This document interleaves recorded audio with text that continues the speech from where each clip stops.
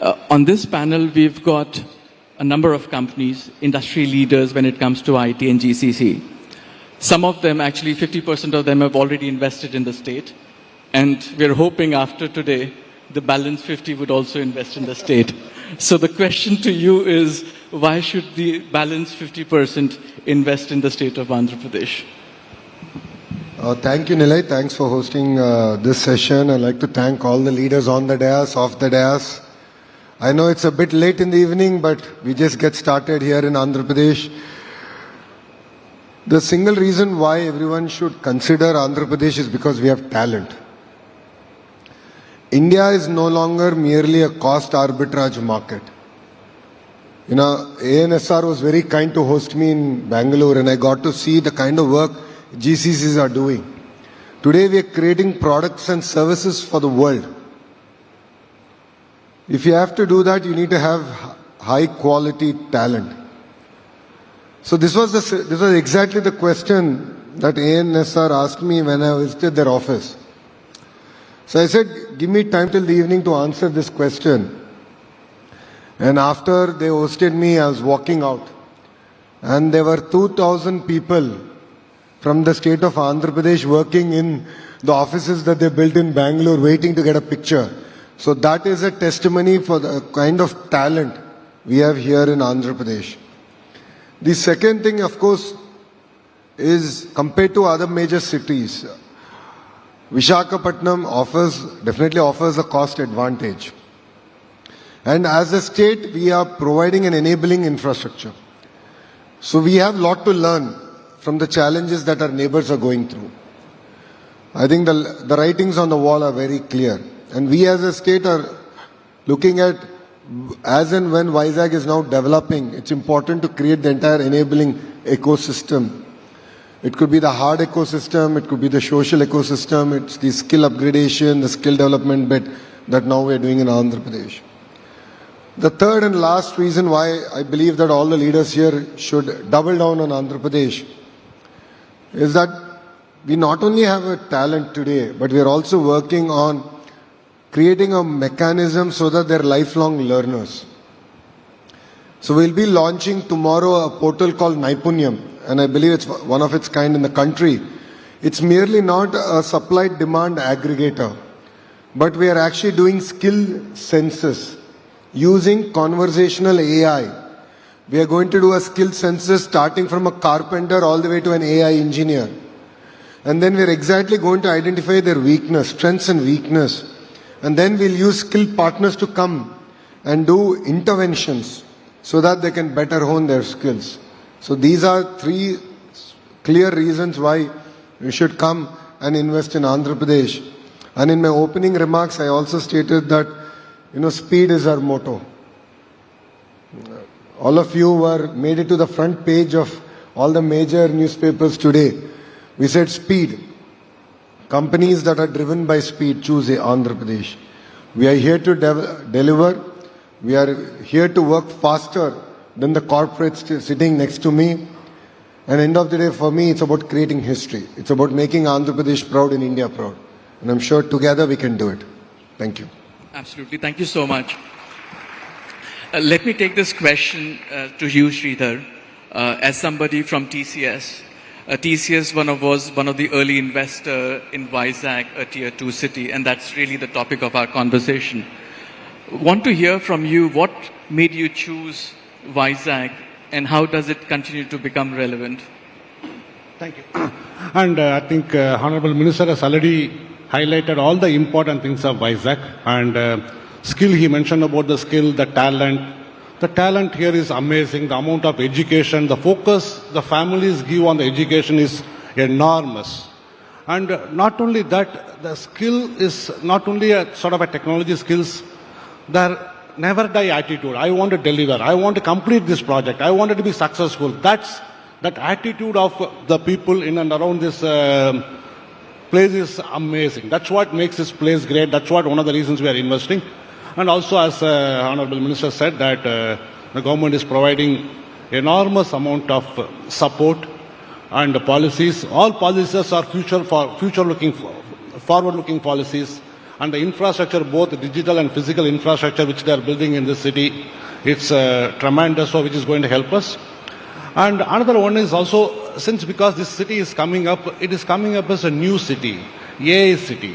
The ecosystem which is getting built is a next generation ecosystem, which is also very, very important. And TCS, we are going to be one of the largest, or the largest AI companies in the world. And we are focusing on Vizag to nurture this place and build this place along with the government to make it this is one of the AI capitals of the world. And other thing is that TCS, as all of you know, that we are very, very focused on the nation building. And investing in Vizag is very close to us because it's a community which is coming up. So investing in this place is a very, very important. It's one of the very inclusive investments for us. And building a nation, that's a Tata philosophy. And TCS, we have been focusing on the nation building. So that's also more than the business, any of the strategies, building this place is very, very close to our heart. Thank you. Yeah, thank you. Let me take this question to you, Gaurav. And the Honorable Minister spoke about speed. And in fact, he's spoken about speed and the inspiration behind his drive with N. Chandra when he spoke about speed and how you've imbibed that. I'm also privy because we were together at Davos earlier this year when the Honorable Minister spoke about why Cognizant should be coming to Andhra Pradesh. And I know later this month you're inaugurating that. So just talk us through that journey and why you chose Vizag. I think, Nilay, I thought this was a pertinent question. We find that there are key elements.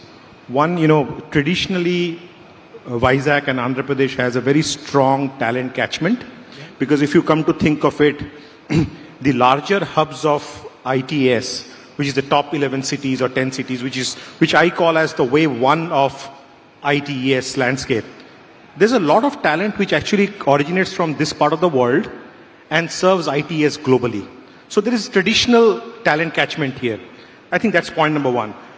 Point number two, the speed and the confidence that we have on the government and the administration plays a very important part because while the talent has always been there, it didn't develop in the last 1 year or so, but the visible difference is the focus that the government actually puts a front foot effort in attracting and going out of the way and the vision that sort of is around to make sure that companies get exactly what they're looking for, which is speed of execution, ease of doing business, and the overall confidence that they will be able to see through the investment and realize. I think this is the journey that happened, and I'm very glad that in about less than 8 or 9 months we're almost ready to fructify that in the way we thought we'll do it. Yeah. And that's, if anybody needed an example of what speed of doing business means, I think they should talk to Cognizant. If I can come to you, Rajesh, you represent a company and you've operated across Asia Pacific. I really want to bring in your perspective of Vizag and Tier 2 cities in general. How do you compare to the operations that you have in the region? All right. So let me contextualize your question first, and I'll probably borrow something from what the Honorable Minister said. Now, if you look at the India GCC landscape, over the past 5-10 years, it's seen a transformational growth. From being cost arbitrage centers, we've now become what we call value creators for the enterprise, leveraging technology, of course. And what this has done is, it's made India a technology powerhouse. I mean, we today house, 1,700 plus GCCs, depending on the report you go by, which is more than half of the global number. Now, in that context, if you start looking at Tier 2 cities, I think they are right now in an innovation phase, typically supported by a couple of things, right? One is digital infrastructure. Two, the expanding educational network, which provides the talent pool. And three, in my mind, most importantly, a strong government focus on sustainable technology growth. Now, these developments, what they have done is they have ensured that tier 2 cities today are at par with any innovation destination across Asia Pacific. And what this has done for India is this has become a differentiator for India. We today have talent at scale, we have digital depth, and more importantly, we are able to drive innovation according to global standards. And I'll kind of illustrate that with a MasterCard example. But in 2014, we established our first center in Pune. And then we had another center in Vadodara.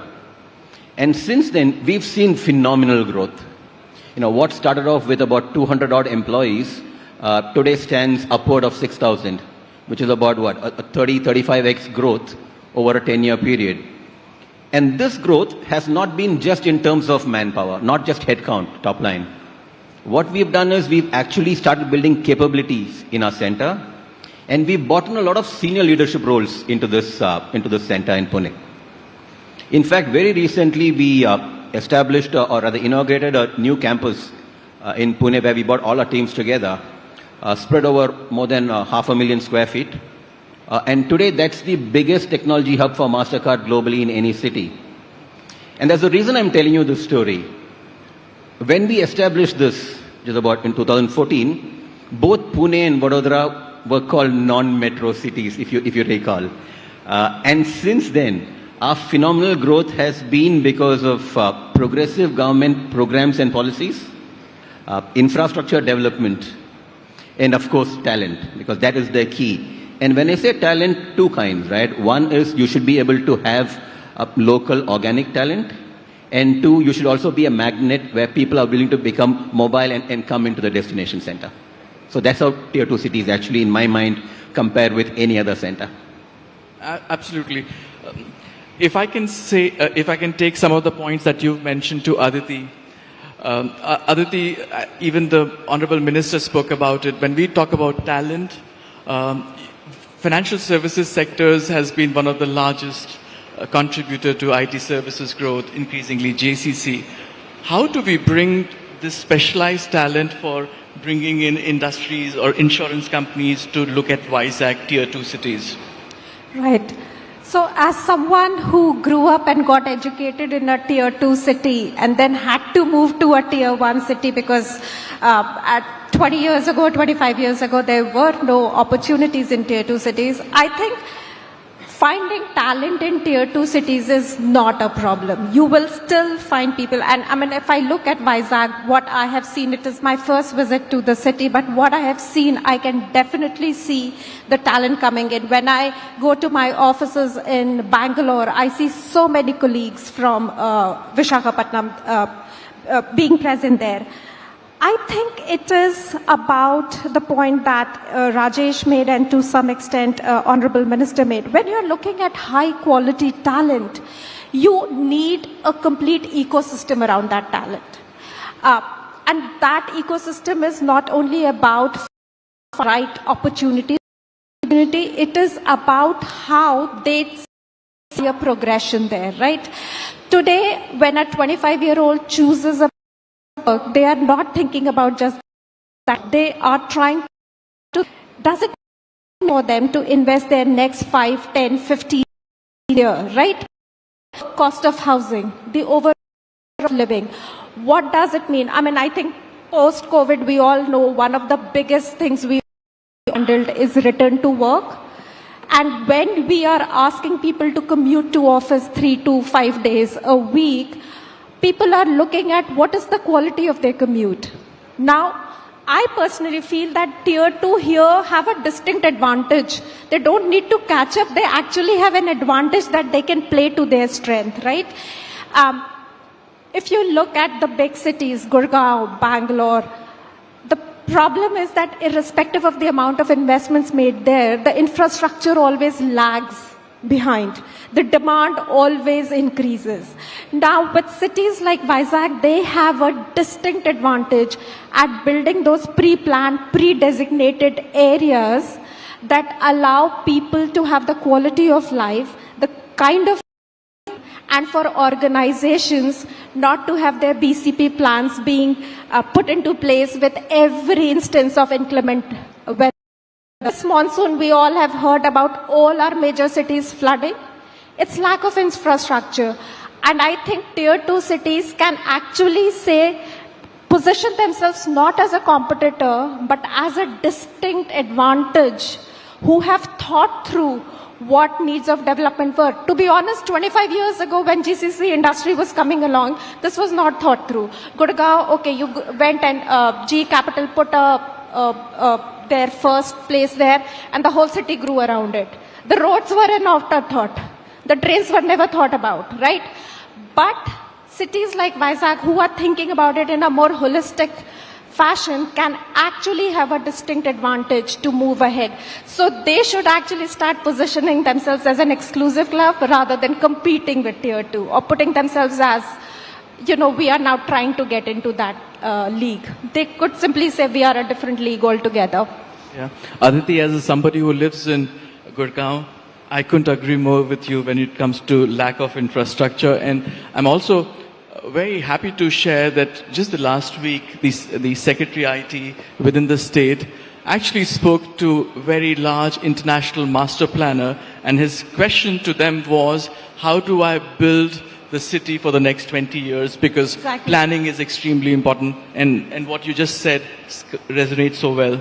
You need your talent not only to think of this job, you need your talent to think of buying a house here. And that will happen only when the whole infrastructure comes in. Absolutely. If I can come to you, Vikram, you have a unique perspective on this panel. You advise companies to set up GCC, not just 1, 2, but hundreds of companies across the world. How do you see Vizag in that context? Yeah. Yeah, no, I think just to put the industry in context, it's a story 3 decades in the making. There's about 150 to 200 GCCs being set up every year, and that number is of course going to continue to increase. At Answer, we do at least a few a month now. One of the things that's changed in the last couple of years, I would say, is the idea of location and where I should set up my GCC. The default options are no longer a default. There is an increasing perception that infrastructure, access to talent, quality of life around for that talent, as well as, of course, cost of operations are now becoming more and more divergent across these different cities. And so that becomes an increasing conversation that we're having. But more importantly, as we sort of look at the growth of and the emergence of cities like Vizag, I think there is a very unique late mover advantage that the city is capitalizing on, and the Honorable Minister called out a lot of what they're doing now to attract companies. And in many ways, the way Vizag is looking at attracting the next wave of GCCs positions the city and the country for what our next phase of growth is going to be. It's going to be a lot more AI, where proximity does not matter as much. Density of talent does not matter as much. Right? Knowledge is going to propagate through technology much faster than ever before. It's going to be a lot more about nimble teams. We're seeing 60% of demand in GCCs coming from mid-market companies, sub 100 in headcount. You don't need to have a humongous ecosystem on day one. And I think thirdly, as the GCC ecosystem grows, the existing GCCs are saturated where they are today. I mean, a lot of our customers cannot grow anymore in Bangalore or Hyderabad. There just isn't enough space. There isn't real estate. People want to move out. And so therefore, a lot of the plus ones that will start coming into Vizag is going to actually create an ecosystem that will benefit the next wave of new GCCs coming in. Yeah. We've spoken about talent. We've also got Kapil Joshi. Kapil is the CEO for IT staffing at Quest, which provides some of the largest number of manpower for the IT and the GCC industry. Kapil, if I can take a question to you, in the context of this belief, at least, and I know the panel has a very different view, but metros provide a better talent and tier 2 city may or may not be able to provide better talent. What's been your experience there? Thanks for having me here. I won't say it is metro versus non-metro, just to add what Aditi said and what Vikram said. There are a lot of other factors also. which one should include. But from talent point of view, I think more than talent availability, we should look at the talent demand versus availability. Okay. If you talk about demand supply gap, I think Metro has a bigger demand supply gap today. They have huge infrastructure pressure. Every street you have a new brand, attrition is very high, increasing your operational cost. Anyway, in Metro you have huge operational cost, huge talent cost, and then if you add attrition also, it becomes very difficult to operate and make a long-term plan. So I think some of the panelists has mentioned that can they scale up, then can they grow? I think they have pressure on infrastructure, they have pressure because of the talent availability, and city like Vizag offer the solution. Sure. And if you look at how the world economy has grown over the last 100 years or 200 years, it is because of the urbanization. You create metro city, and how do you create metro city? You build ecosystem, you build infrastructure, you make investor-friendly policy, and the jobs are created. The talent flow, it is not the talent what we see in Bangalore or Hyderabad. It is not born there, right? Yeah. These are the people who moved from tier 2 city to tier 1 for better job, better life. If today city like Vizag can offer a better job, better life, why not? Talent will definitely come here. Okay. And then there are government policy, industry, academia, collaboration, the continuous funnel can be built. So I think metro and non-metro, they actually don't compete, they can actually complement each other. Sure. And we have observed that most of the GCC are, open for hub and spoke model. Yeah. Like Rajesh has mentioned, they started Pune and Vadodara together, and I see this trend is accelerating now.